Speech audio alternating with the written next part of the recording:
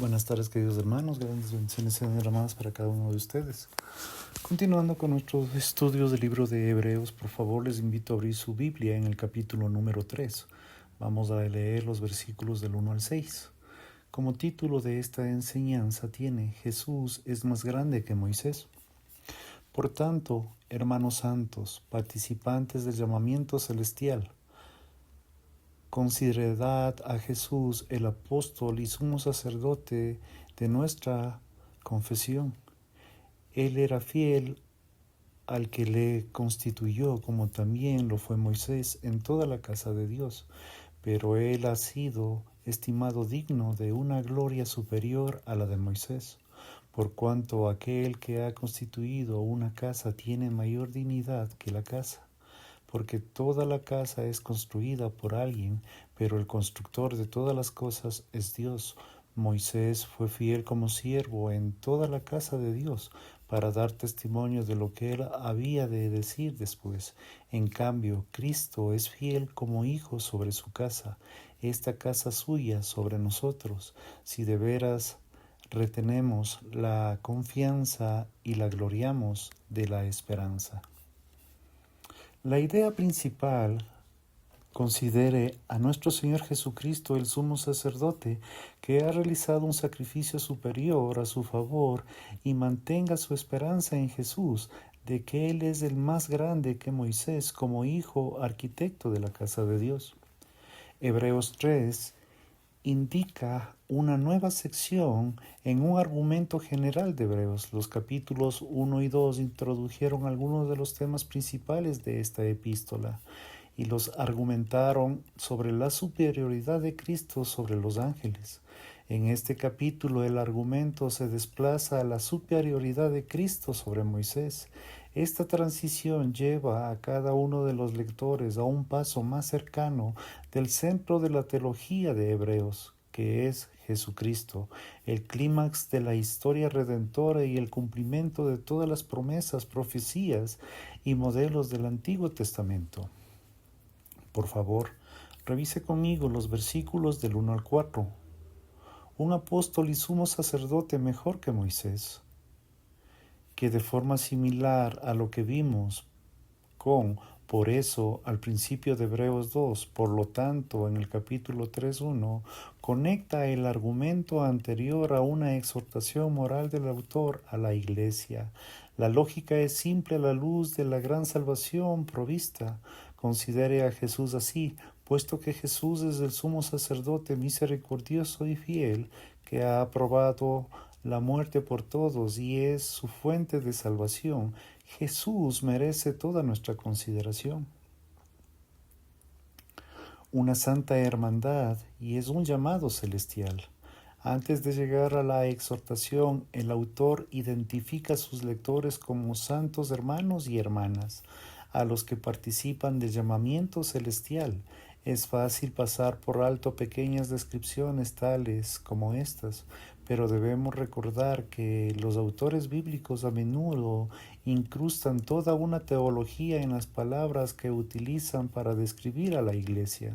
El uso de hermanos y hermanas recapitula el argumento anterior de que Cristo no se avergüenza de llamarlos hermanos y hermanas.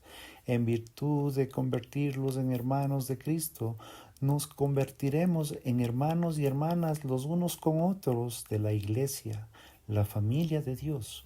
Nuestra hermandad común con Cristo produce nuestra nueva relación familiar en una unidad final. La palabra santo también es importante. Otros autores bíblicos designan al pueblo de Dios como un pueblo santo, 1 Corintios 3:17, Efesios 2:21, 1 Pedro 2, versículos 5 y 9.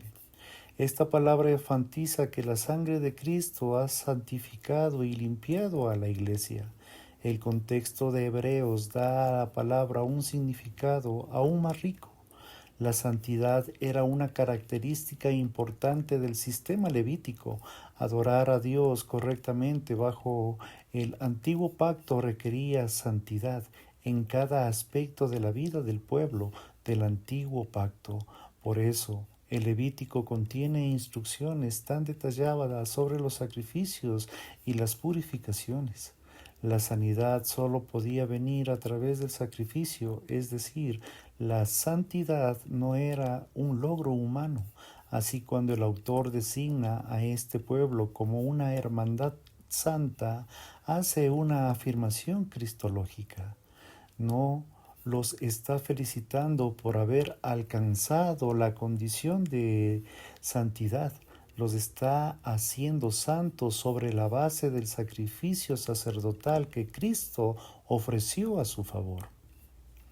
El llamamiento celestial, partiendo por los creyentes, se refiere a los propósitos de Dios en nuestra salvación y en nuestra glorificación.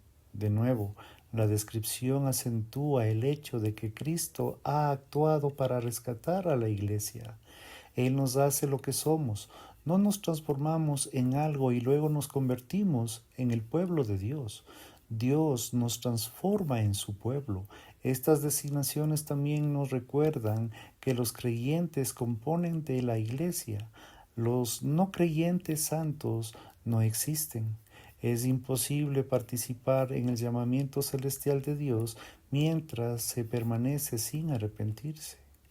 Ser parte de la Iglesia de Cristo requiere arrepentimiento y fe. Significa que la sangre de Cristo lo ha limpiado y que ahora está destinado a una gloria celestial según el propósito inefable de Dios. Considerar a Jesús tal y como lo describen las Escrituras. Como ya se ha dicho, el autor exhorta a la Iglesia a considerar a Jesús. La palabra considerar comunica la idea de meditación. Jesús es el corazón del cristianismo, de lo que significa que su persona y su obra son mejores, objetos para la meditación cristiana. Debemos recordar que todas las personas tienen una visión del mundo. Eso significa que interpretamos todos los datos que encontramos a través de una cuadrícula particular, a través de nuestras ideas preconcebidas sobre el mundo. El autor de Hebreos nos recuerda que el axioma último para la vida intelectual del creyente es Cristo. Él no es simplemente el autor y consumador de nuestra fe, también es el autor consumador de nuestros pensamientos. Considerar a Jesús debería animar a los patrones intelectuales de todos los creyentes y recalibrar su visión bíblica del mundo. Sin embargo, nunca debemos considerar a Jesús fuera del contexto bíblico y teológico en lo que se presenta. Si presentamos en Cristo, debemos pensar que en Él correctamente. Por eso el autor de Hebreos aclara que debemos pensar en Cristo de acuerdo con la forma en que la Escritura revela su carácter. El autor destaca específicamente dos aspectos del ministerio de Cristo. Es nuestro apóstol y es nuestro sumo sacerdote. Rara vez utilizamos el término apóstol para referirnos a Cristo. Esto se debe a que nunca pensamos en el significado del término. Apóstol significa simplemente enviado. Así que los 12 apóstoles son aquellos específicamente comisionados por Jesucristo y enviados en su nombre. Del mismo modo, Cristo es el apóstol del Padre, el enviado del cielo con un mensaje y una misión específicos que cumplir. Jesús también es el sumo sacerdote, una designación que el autor seguirá desarrollando a lo largo del resto del libro de Hebreos. Consideramos a Moisés a la luz de Cristo. El autor de Hebreos quiere que consideremos principalmente la fidelidad de Cristo. Demuestra la fidelidad de Cristo comparándolo con Moisés. Jesús fue fiel al que lo designó, como lo fue Moisés en toda la casa de Dios. La introducción de Moisés en el argumento en este punto puede parecer inicialmente extraña, pero cuando recordamos el argumento general de Hebreos, entonces podemos ver que esto es absolutamente necesario. Hebreos está escrito para judíos helenistas creyentes, Por lo tanto, el trasfondo teológico principal de Hebreos es el Antiguo Testamento.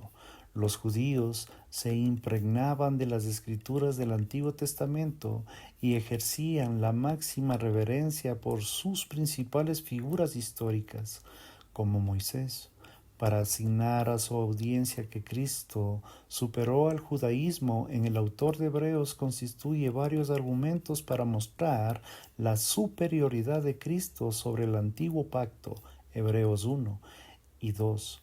Ya demostramos la supremacía de Cristo frente a los ángeles. Ahora el autor lo contrasta con Moisés. Es imposible pensar en el antiguo pacto y en el judaísmo sin tener en cuenta a Moisés. Dios utilizó a Moisés para liberar a su pueblo en el Éxodo. En el Antiguo Testamento trata como un ejemplo paradigmático cómo Dios actúa a favor de su pueblo. Además, Dios utilizó a Moisés para entregar la ley a Israel. El antiguo pacto es esencial, el legado del ministerio del Mesías al pueblo de Israel. Incluso sin hebreos, una lectura atenta del Pentateuco en los Evangelios bastaría para demostrar que Cristo es el más grande que Moisés. Moisés era un hombre, Cristo es el Dios hombre. Moisés fue un pecador juzgado por su pecado. Cristo, sin pecado, es juzgado por los pecados de su pueblo. Moisés convirtió el agua del Nilo en sangre. Cristo convierte el agua en vino. Moisés sacó a los hijos de Israel de la esclavitud de Egipto, pero no lo logró llevarlos a la tierra prometida. Cristo, el segundo Mesías, saca del pueblo de la esclavitud del pecado y lo lleva hasta la escatología tierra de la promesa. No obstante, por muy ciertas que sean estas observaciones, no debemos permitir que desvirtúen el argumento específico que presenta el autor de Hebreos. En los versículos siguientes, el argumento no contrasta con los fallos y fracasos de Moisés, con los éxitos y los logros del Señor. Por el contrario, destaca la fidelidad de Moisés, capítulo 3, versículo 2, y su logro en desempeñar fielmente su cargo de siervo en la casa del Dios. Si Moisés es digno de la gloria como siervo, ¿cuánto más digno es Cristo que constituyó la casa? La primera vista de la lógica del versículo 4 puede ser fácil de entender. No obstante, el fondo del autor plantea una cuestión sencilla. La casa, identifica más tarde como el pueblo de Dios, tenía que ser constituida por alguien. Toda casa necesita un arquitecto. Cristo funcionó como el arquitecto de la casa de Dios, es decir, del pueblo de Dios. Por lo tanto, Cristo es más grande que Moisés simplemente porque creó a Moisés. La esperanza de la casa de Dios. Hebreos 3, versículos del 5 al 6. El autor sigue demostrando la superioridad de Cristo sobre Moisés en los versículos 5 y 6. Mientras que Moisés fue fiel sobre la casa de Dios como siervo, Cristo es fiel sobre la casa de Dios como hijo. La filiación es mayor que la servidumbre. El servidor de la casa. La palabra típica traducida como siervo en el Nuevo Testamento proviene de la palabra griega doulos. Aunque siervo es ciertamente una traducción aceptable, puede no captar lo que la palabra doulos transmite. Algunos estudiosos, por ejemplo, traducen la palabra como esclavo. Muchas traducciones modernas evitan esta traducción debido a las connotaciones negativas que produce para los lectores estadounidenses en especial. El lenguaje de la esclavitud suele evocar imágenes de la esclavitud brutal y étnica del sur de los Estados Unidos antes de la guerra. Como todo, el término esclavo refleja la baja estatura de los doulos. Sin embargo, la palabra traducida como siervo en este pasaje no proviene de doulos, viene de la palabra griega terapón. Terapón ocupa una posición de nobleza bajo la autoridad de quien lo nombra. Por lo tanto, el versículo 5 destaca en lugar del rango de honor de Moisés. De hecho, en Hebreos 3:5 hace eco a las propias palabras sobre Moisés en Números 12:7. Era un siervo fiel, un hombre capaz en la casa de Dios. Pero, ¿qué significa para Moisés ser un siervo fiel? Para el autor aclara que desempeñar fielmente su ministerio, Moisés daba testimonio de lo que daría en el futuro. En otras palabras, la vida y el ministerio de Moisés mostraban la superioridad de Cristo. Pretendían señalar lejos de Moisés y hacia el Mesías. El ministerio de Moisés existía para testificar sobre las cosas por venir. Pasajes como Deuteronomio 18:15 lo demuestran. Como el autor de Hebreos mostrará más adelante, el sacerdocio, los sacrificios y todo el sistema del antiguo pacto tiene el mismo propósito. Pablo hace una afirmación similar en Romanos 3:21. La ley y los profetas daban testimonio de la justicia de Dios disponible para los pecadores y por medio de Jesucristo. Todo el Antiguo Testamento es una gran fecha que apunta al Mesías verdadero, ya sea a través de patrones tipológicos, promesas, profecías. Moisés cumplió fielmente su servicio en la casa de Dios, señalando a uno más grande que él, Jesucristo.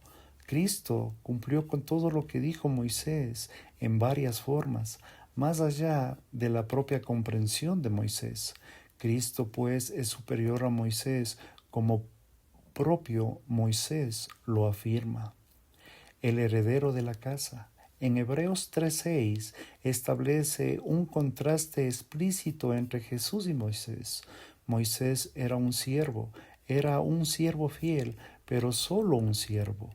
Jesús, sin embargo, es el Hijo. Jesús no es solo un siervo en la casa, Él es el que hereda la casa y funciona como su Señor, como explica el autor de Hebreos.